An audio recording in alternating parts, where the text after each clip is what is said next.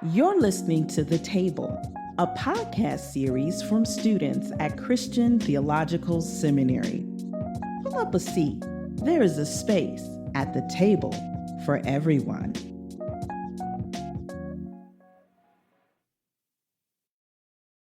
My name is Mackenzie Phillips. Welcome to this week's episode of The Table. Today's episode will be a different type of listening experience. I'm going to take you on an immersive storytelling experience as we explore Matthew 14:22 through 33 through the eyes of Mackie Jones, archaeologist for the Bible Archaeology Project.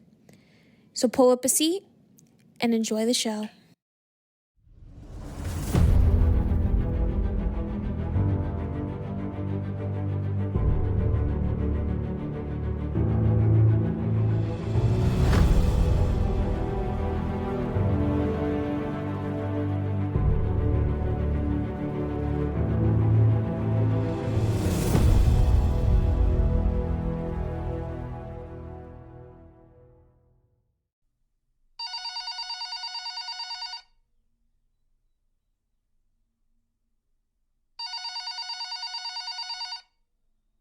Hello, this is Mackie Jones. How can I help you?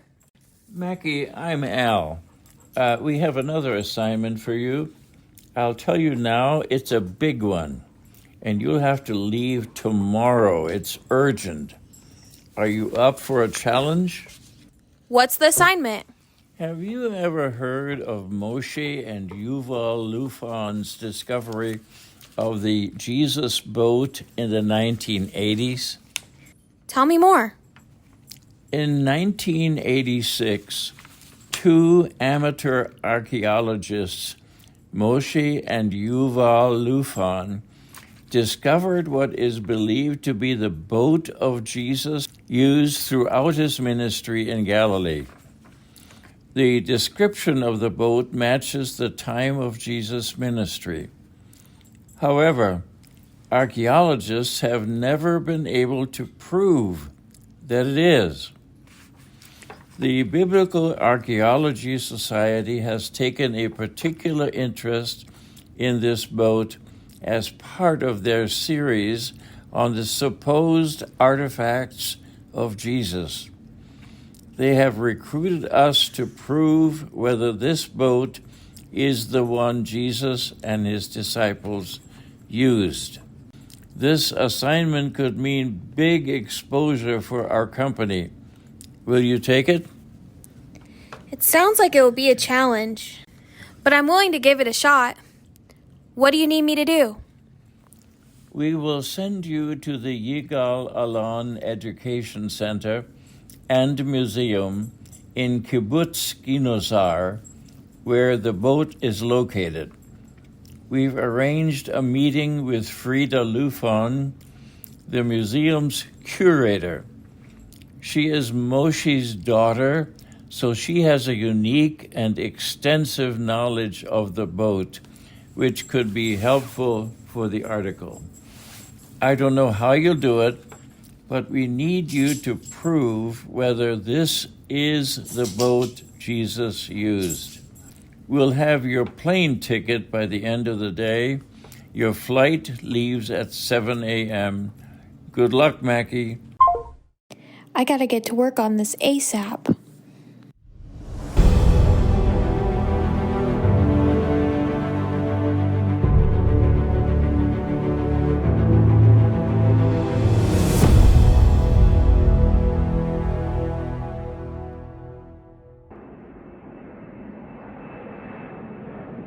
Flight 1744 to Ben Gurion International Airport is now boarded. Prepare for takeoff and enjoy your flight. Journal Entry 1, February 10th, 2024. Well, here I am. I'm on the plane and I have no idea what I'm getting myself into. How am I going to do this? I did some more research last night, and archaeologists have been trying to prove that this is the Jesus boat for years. And I'm talking about world-renowned biblical archaeologists like Yigael Yalden and William L. Albright. I'm only in my second year on the team, but Al thinks I'm right for this job. so I'll give it my best shot.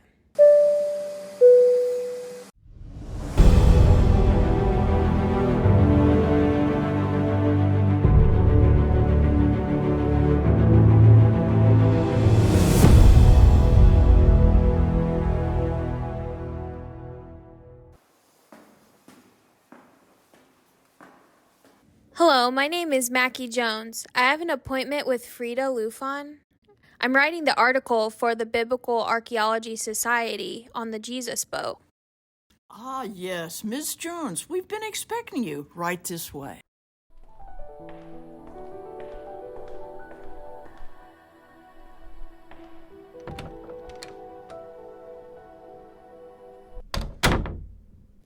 Hello, Miss Jones. I'm Frida, the museum's curator. I'm so glad you've come to see us. What an interesting article you're writing. What information can I provide to help you with the article? Could you tell me more about the boat's history? I would also love to know more about your father and uncle's discovery and why they thought it was the original boat Jesus used in Galilee.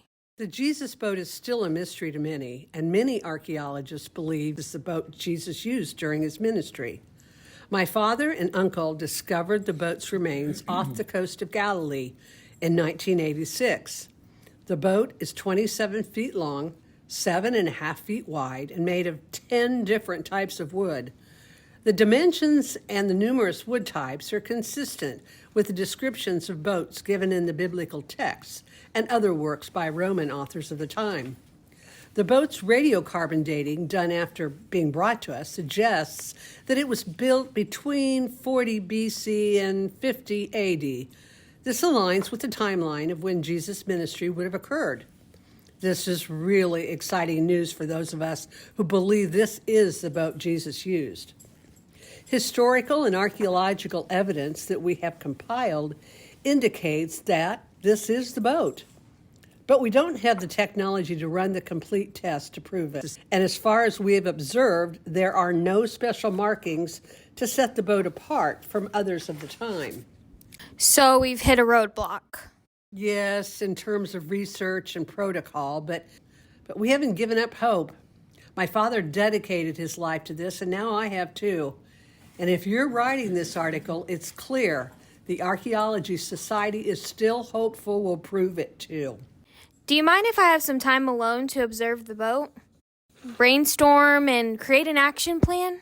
Take your time, but please be careful. The boat is fragile. I'll be back soon to check on you.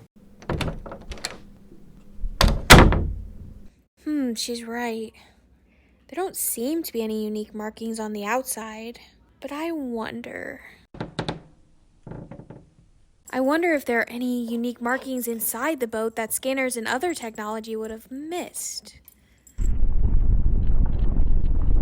What the? Ah! Ugh. Wait a minute. Where am I? Am I on a beach? And what am I wearing? Seems like a cotton robe and a headscarf? What is going on? Mackie, come on, get up. What are you doing? We have to go see Jesus. Go where? What do you mean, Jesus? Come on, get up. We don't have much time. I'll explain on the way. I don't know where you went, but Jesus had a long day yesterday. You know how he gets after these miracles he performs. We need to move on, but he's gone up Mount Arbel to be alone. We need to find him. We are due in Gennesaret in 3 days. What do you mean by where I went? I've never been here before. I don't even know where we are. We are just off the coast of the Sea of Galilee. We have a long journey ahead of us. Ah, there he is. Rabbi, I'm glad I found you. We must go, sir. We are due in Gennesaret in 3 days. And if we don't leave now, we won't make it in time. Go. I need to be alone for a while longer. Hurry, or you'll miss your boat. I'll find you soon.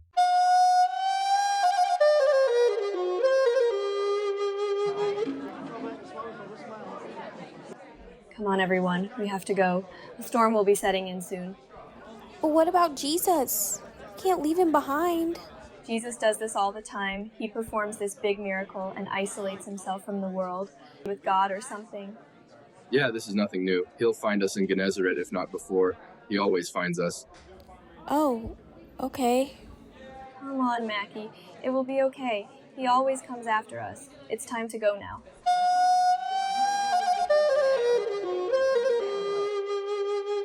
Journal entry 2. February, sometime between 40 BC and 50 AD. I'm not sure how to put into words what is happening to me. I've seemed to be transported by the boat in the museum into the ancient world. I don't know how it happened. But I got to see Jesus with my own eyes, and I'm still in awe. Could this be happening? Is this a dream? The disciples seem nice so far. I don't know what's next, or how long I'll be here. But what I do know is something big is ahead. I can feel it.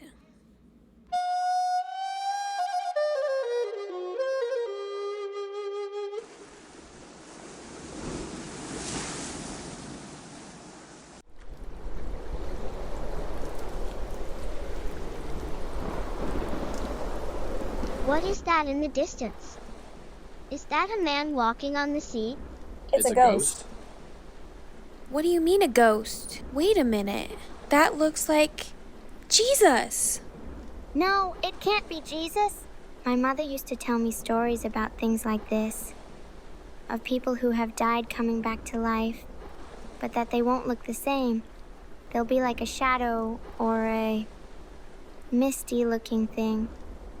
Plus, it can't be Jesus. He's not dead. But...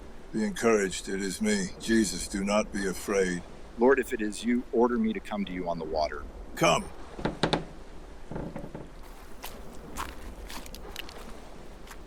Guys, I'm doing it. I'm walking on the water.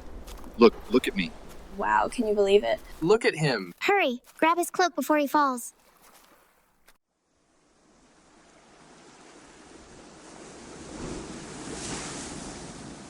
Lord, save me. Save me. I'm sinking.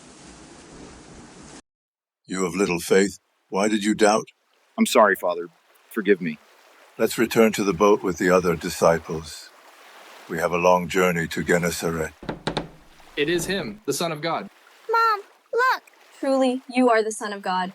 Mackie, can you believe it? It's Jesus. It really is him. Gather around. If you ever doubt again that it is I, or if you seem to lose your way, look for the ichthys. That is how you will know I am near you. Lord, will you draw it here so we can see?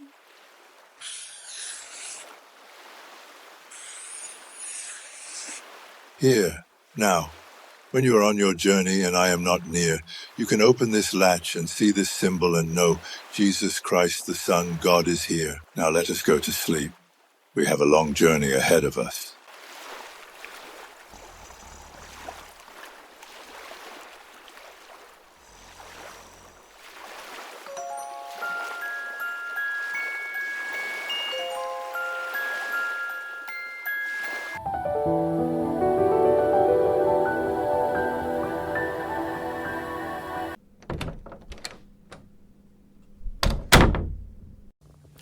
Miss Jones, what are you doing in there? Get down this instant.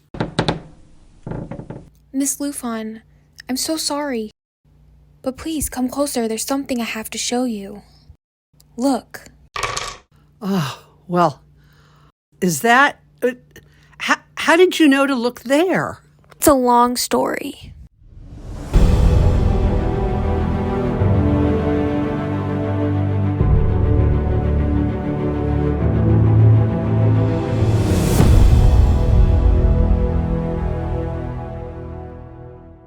April 17th, 2024. The Mystery of the Jesus Boat. The Facts, Faith, and the Jesus Fish. Written by Mackie Jones, Chief Archaeologist, the Bible Archaeology Project. Since 1986, the boat discovered off the coast of the Sea of Galilee by the Lufon brothers has been a mystery to archaeologists everywhere. much like the many artifacts in this journal collection series. Over the last several weeks, I have been working closely with Frida Lufan at the Yigal Alan Education Center and Museum in Kibbutz Ginazar to prove that the boat that her father and uncle found was the one Jesus used during his ministry. Archaeologists had previously tried to prove the connection by studying historical depictions of ancient boats of the time and radiocarbon dating. Still, they needed more evidence to prove that this was the boat Jesus used.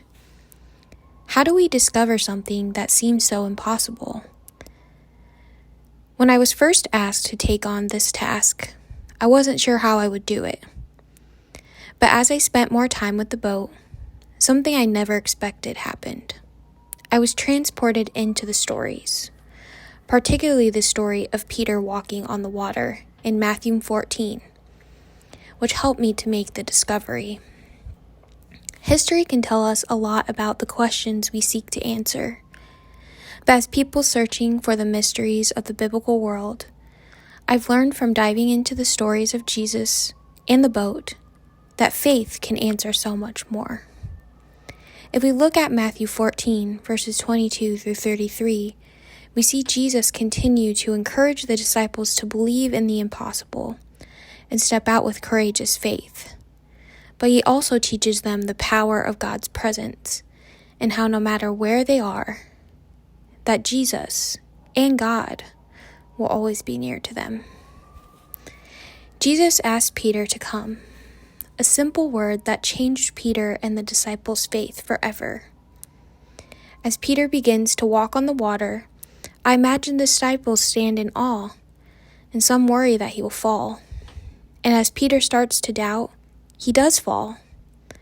But Jesus raises his hand to Peter anyway and asks, "You of little faith, why did you doubt?" He asked them to remember how he had always been near to them and always showed up to do the impossible, even when they doubted that he would.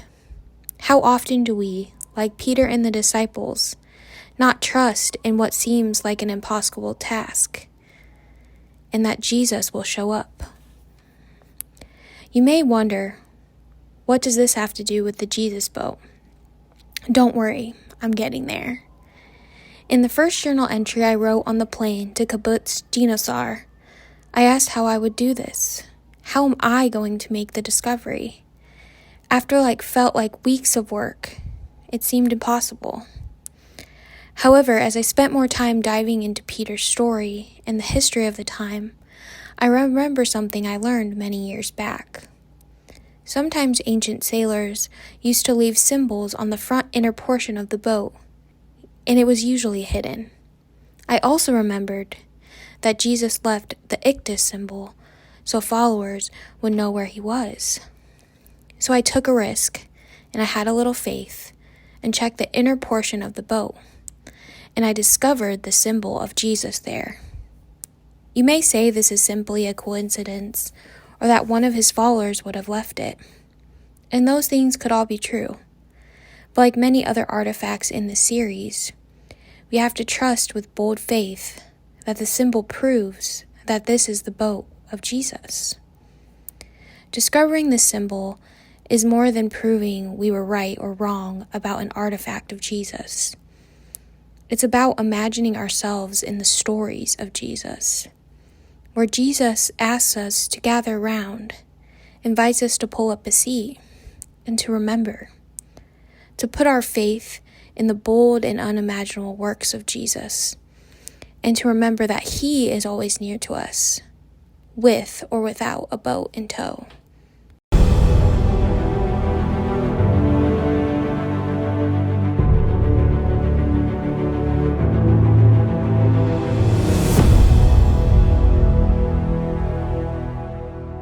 This is your host, Mackenzie Phillips. Thank you for listening to this week's episode of The Table, a podcast brought to you by students at Christian Theological Seminary in Indianapolis, Indiana. A special thank you to my voice actors, Al Kunenreich, Sarah Kunenreich, Beth Neri, and I My Phone Voxbox, and to Pixabay for my non-vocal audio content. Once again, thanks for tuning in and see you next week.